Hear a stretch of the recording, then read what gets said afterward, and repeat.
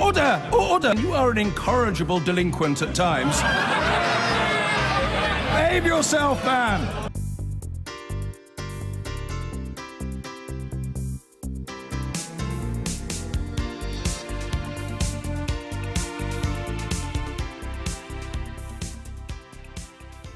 Hello and welcome to the London part of the show. I'm Jo Coburn. I'm joined by Mark Field, Conservative MP for the cities of London and Westminster, and Neil Coyle, Labour MP for Southwark and Old Bermondsey. Welcome to both of you. Now, I want to start with the Cabinet decision made this week to approve the construction of a third runway at Heathrow. Mark, how did you greet this announcement? I favour it. I mean, to be honest, as a Central London MP, I have in the past favoured the idea of the Boris Island idea, having a brand new 21st century airport, but that clearly was not on the cards. I think we've got to make a decision on this. Regrettably, politics was played on this back in 2009 when I think David Cameron at that time decided to pull the support that had been cross-party at that stage for doing it. We've had the Davies Commission report that has given the thumbs up for Heathrow. We now really need to get on with it. And I accept there are environmental issues that will still need to be dealt with. You know, even as a Central London MP, it applies to Neil as well. We're both in a situation where at the margins our constituents will be slightly poorly affected by it. But they're having more capacities now in the national interest, and it's an urgent national interest if Brexit is to work. Are you fully behind it? Well, Southwark Labour generally favours infrastructure development, so Bakerloo Line and Bricklayers Station and Rollhide Bridge, and we plumped for Gatwick initially. But if this is a government choice between Heathrow or nothing, bear in mind the jobs and the opportunities that come with the expansion, I do favour it. I think we do need to look carefully at the environmental standards of any flights taking off, and we also need to take into consideration the noise impact along the flight paths, which does affect some of my constituents, but in general definitely in favour. Right, but the parties are split, both of them. I mean, Boris Johnson famously said he would lie down in front of the bulldozers if a third runway were ever given approval, and the Shadow Chancellor, John McDonnell, says it'll never happen. Well, I think the issue, I mean, you know, Crossrail has gone right through my constituency, and there are 300 or 400 people living in bits of Soho and around Paddington who will never vote for me again because I didn't oppose it. But my view was that you've actually got to put the national interest above, particularly on these big infrastructure projects, and to play a sort of NIMBY constituency role alone is not enough. Now, I have sympathy for the situation that Boris Johnson and Justine Greening and Zach Goldsmith find themselves in, and they've made a lot of pledges over the years to their constituents, and I do understand that. But the reality is this is now of a national importance that we get a proper and should the Shadow Chancellor just fall into line too? I mean, the Labour Party aren't coming out in favour of this proposal until 4 tests are met. I think that Michael Duggar was the Shadow Transport Secretary when those 4 tests were designed, and he has said that they are now met. So I think there's probably more division on the government benches than on our side. I mean, if you want to find a novel way of paying for it, we could raffle the tickets to drive the bulldozer that Boris promised to lie down in front, and it'll fund the whole project. Well, that might be a fantasy of yours, of course, Neil Coyle. But let's talk about other transport difficulties. It's been a difficult week for Chris Grayling, to put it mildly. I mean, hundreds of trains cancelled daily and endless delays, you know, blighting the lives of hundreds of thousands of people. Why is Chris Grayling still the Transport Secretary? Well, he's Transport Secretary because he has the confidence of the Prime Minister, and I think he... But he doesn't have the confidence of your own colleagues. Well, I think he clearly has made it absolutely clear that he wants to try and get on top of this situation. I think what is regrettable is that having had this huge new timetable changes, being brought in at a time of school exam time, you know, so he's failed, hasn't he? Not ideal. Well, no, listen, I'm not going to get into a personalised situation. I, as a minister in my own department, I know how difficult it is at times to make decisions, and the criticism that can come with that. But I think we urgently need to get a grip of this, both for London and commuters. And as you rightly say, there are a lot of sort of southeastern MPs on the Tory benches who were giving him a hard time in the Commons earlier this week, but also for the North as well.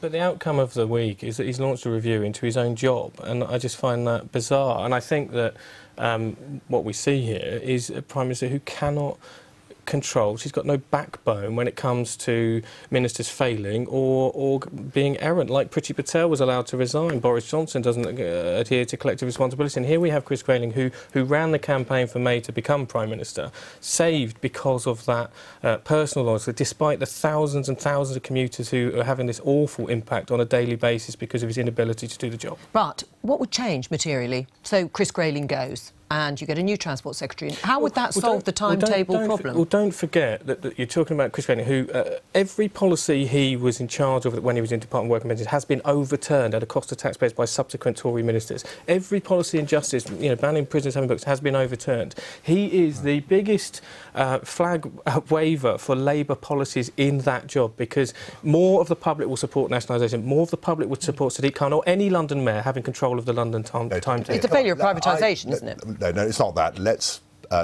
always play the ball rather than the man. I mean, I hope we're going to see massive improvement. We need to see them, I accept, on the rail and in other areas. Well, I think Chris Grayling has made it clear, if he's not aware after this week, he'll never be aware. He must be very much aware of the concern across the political divide on this, and I'm sure that he is going to work tirelessly in the next few weeks to try and get this thing turned around. All right, let's leave it there for the moment. Now, after the Windrush scandal, immigration policies have been in the spotlight. This week, the High Court paved the way for a judicial review of the government's right to rent policy. It's a policy which punishes landlords for renting to people who don't have the right to be here. Critics claim this leads to unlawful discrimination against foreigners. Tanjore Rashid reports on the policy's impact on London. Furore over the government's immigration policy hasn't let up, and attention has now turned to one of the pillars of its hostile environment strategy, namely its right to rent checks, which MPs this week called on the government to reconsider. It comes as the Joint Council for the Welfare of Immigrants, which did so much to expose the Windrush scandal, seeks a judicial review of the policy. They say it's in breach of human rights law. The government's right to rent policy means landlords have to check tenants' immigration status. Now, if you have a British passport like this, you're fine. But if you have a funny-looking foreign passport like this one, you're likely to be refused housing, even if you're here legally. One industry survey indicated that almost half of all landlords are reluctant to take the risk of letting to somebody with a foreign passport. And that may mean the government's policy is encouraging discrimination, according to the case now being heard before a High Court judge. The Mayor of London has long opposed what he calls the discriminatory right to rent policy, which many critics say hits London the hardest. I think Londoners are going to be massively more affected by this policy. About 1 in 4 of us wasn't even born in the UK, and across the country 1 in 5 of all the renters lives in London. We're going to be far more affected by the discriminatory effects. I don't think the government thought about Londoners at all when they put this policy in place. The London Green Party estimates that around 1 in 10 Londoners could be affected by the policy. I had no life, basically. I had no life. I couldn't work, I couldn't study. Kate, who does not wish to be identified, is a Londoner who has been unable to rent since the Home Office lost her passport. She came here legally more than 10 years ago from a post-Soviet state. They said that I was here illegally, which I wasn't. I came here legally, I came here on a student visa. And it was the Home Office that lost my passport, and I wasn't in hiding or not communicating with them. I was in contact with them the whole time. I've heard of this hostile environment. I didn't really know how it was affecting me, because I didn't think I was amongst those illegal people who were illegally here. After years fighting her case in court, the government has just accepted she is here legally. They knew all along that I was here legally, yet I was disqualified from even renting a property. Landlords say they are being forced to act as untrained immigration officials patrolling an internal border. But for some supporters of the hostile environment, that's the least they can do. The rules are not terribly onerous. All you have to do is check that somebody who is renting a property from you is legally in the country. I mean, what's so draconian about that? We do need to remember that illegal immigration is a great scourge, particularly in the inner city. It fosters a twilight world of criminality where modern slavery flourishes. Just saying, look, forget about it, is essentially saying, let's not have a UK border. Will you be able to get a grip on the Home Office? There's been a change of regime at the Home Office, with a Home Secretary making more liberal noises on immigration. The coming months will reveal whether London will remain a hostile environment or whether the strategy is scrapped. Now, we contacted the Home Office for a statement. They said it would be inappropriate to comment on ongoing legal proceedings. Mark, do you think that this policy has led to discrimination, inadvertently or deliberately?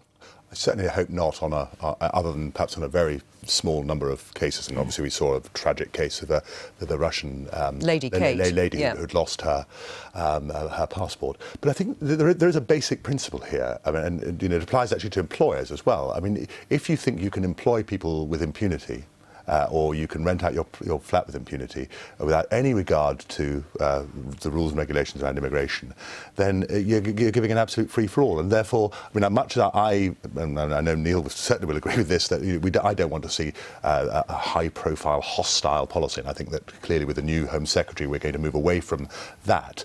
Equally, I think there are responsibilities that are there for people who, for would-be landlords. And I have no problem with the idea that they should actually ultimately have the responsibility, rather than essentially saying, well, it's that free-for-all, and it's provided they're paying me money, then I don't care whether they're legally entitled to be here in the UK or not. Well, listening to what Mark's saying, and to David Goodhart in that film, I mean, isn't it right that there are policies in place that do involve landlords, hospitals, and even, you know, Londoners who employ people in their homes to take some responsibility to make sure they're not employing illegal immigrants? I think the issue here, and it's right that the Judicial Review to look at the legality of the policy that's being pursued, is that this is the government trying to put its job onto others. It's passing on responsibilities. It's done it to social services and other areas of the hostile environment policy. And I've had a constituent who, due to a Home Office mistake, ended up in this position where the landlord evicted him and his 3 children, and it took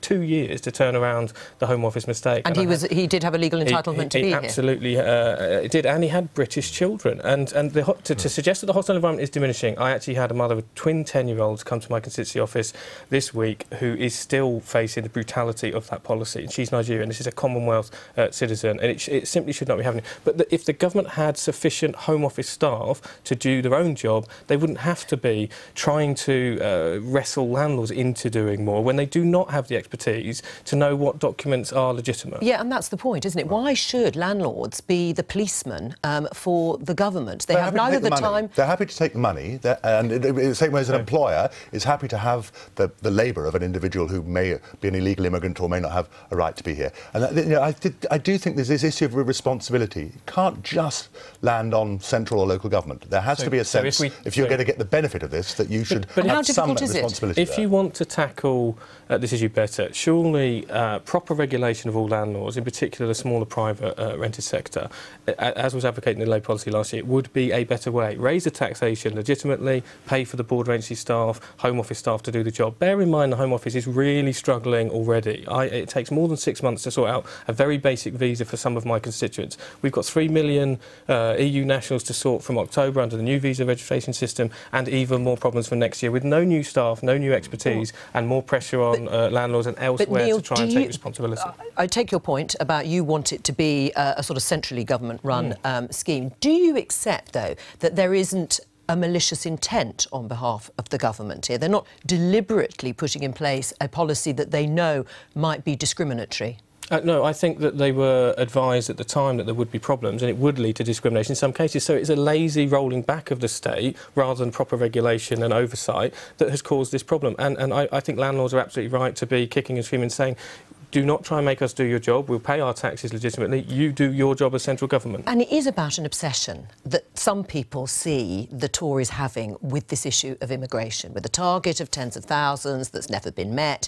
And in a city like London, when you have such a diverse community and just presenting a passport, say you've got a British passport, it is not necessarily going to prove somebody has a right to be here or not. Well, I think if you present the passport, you are showing yes, the right. But if you don't... But I accept that others don't. What I would accept, and Neil and I, as constituency MPs, we do get a lot of immigration cases in the whole gamut of this, and part of it which does often lead to big and long and unacceptably long delays. And I do accept that, you know, if we need a swift process on a swifter process, and clearly with the backlog that's going to be coming in play with a lot of EU nationals who wish to stay here and will have an entitlement to stay here, that is potentially going to be a problem. But I do think it goes back to this issue of responsibility. Surely, if you're going to be a landlord and you want to get the benefit of getting rent paid, or if you're an employer wanting the benefit of labour, surely there are some responsibilities that go with you. You can't just simply say, I will go with. Employers are in a different pool, and there is another issue here that's come up since the imposition of this policy, where landlords, because they don't know what they're looking for, there's been a whole new criminal market set up to forge documents to try and fool some landlords, and that makes some people even more susceptible to criminal elements who take advantage in different ways and exploit. So the government really needs to get a grip. Should there be a whole review of the Home Office? I mean, in the end, is this not feeding into this idea, rightly or wrongly, if it's perceived or not, that there is a hostile environment? Well, I think there is already going to be a review. I think we've got the legal review to which we've referred already. I think with a new Home Secretary, he's made it very clear that these sorts of issues will be under review. And as Neil rightly points out, given that the huge backlog that will be in the system if we're not careful, with EU nationals wanting to regularise their own, who've been long-standing residents who want to stay, we need to get this right. All right, thank you. That backlog is 300,000 now, just to put that in context. Now, this week, London Councils, the body that represents the boroughs and the city in dealing with central government, public services, businesses and the GLA, elected a new leader. Lucy Paul looks at the challenges facing London's local government. Celebrations at their recent elections, but London's new crop of councillors face tough decisions, with the city feeling the pinch of austerity. Cuts to core funding for London have fallen over 50% in real terms since the coalition government was elected in 2010. And London boroughs now face an estimated total funding shortfall of at least £1.5 billion per year by 2020. Well, the councils that have been hardest hit are the inner city councils, and that would apply to other inner city councils across the country as well. So in London, Newham, Westminster and Camden and Tower Hamlets have all faced cuts that are near to 30% per head of population, compared to 20% across London as a whole. So the axe has fallen hardest in some of the areas perhaps with greatest need. And slowly you're starting to see local government funding and need start to get out of step. London Council's new leader, Peter John, has a large in-tray. The question is, where does he start? And as if by magic, the new chair of London Council, Southwark Council leader Peter John, is here in the studio. Congratulations. Thank you. Is it a poison chalice? No, not at all. I mean, I think there's some really exciting challenges facing us, as well as the financial challenges which have just been spoken about. What more can we do as local government in London to increase the supply of housing? What more can we do to tackle some of the real core issues surrounding youth violence? So there are some exciting challenges, as I say, as well as those immediate financial challenges. Right, but do they need solutions, money? Yeah, I mean, that's the harsh reality. Just looking at the figures there, I think the difficulty is, when we think about something like youth violence, quite often we just talk about, oh, well, it's a police funding issue. It's not. It's not. It's as much about what councils are not doing these days as what we were doing, say, 8 years ago, in terms of those programmes which are diverting young people, the youth services, etc., which we just can't afford to do anymore. So, yeah, money is really at the core of it. Right, well, money is at the core of it, particularly dealing with issues like housing and youth violence, the two things that Peter's just talked about. Do you now think there has to be a line drawn in the sand in terms of cuts to local government? Well, probably yes. I mean, where I have a lot of sympathy with Peter's view is he's quite right on things like youth violence. There has to be an integrated strategy. It's not just about policing. It is about an active local authority. The report made it clear in Westminster, my own local authority, is one of the largest cuts, and partly that's, as Peter will know, down to a lack of a transparent approach towards the way in which the funding is organised, particularly within London, because there are various pots of cash. Sure, but as you say, I mean, it's 30. You face cuts close to 30%. Are you telling your colleagues to stop? Well, I suppose, again, I've said this before on this. I'm not. Whilst I'm a government minister, and obviously we can all, as local MPs, try and put some input into this. I think we'll have to look at some perspective here. I was a councillor before I became a member of Parliament in Kensington and Chelsea in the late 1990s. We had, even in that stage, a huge amount of compulsory competitive tendering.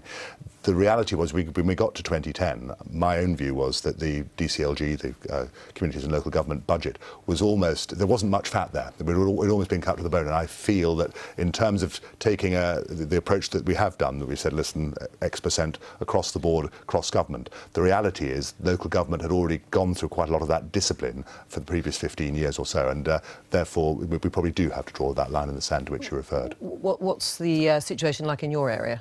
Well, Peter John is the council leader in my area, so I'm conscious of who's in the room. But I don't think be conscious. Imagine he's not here.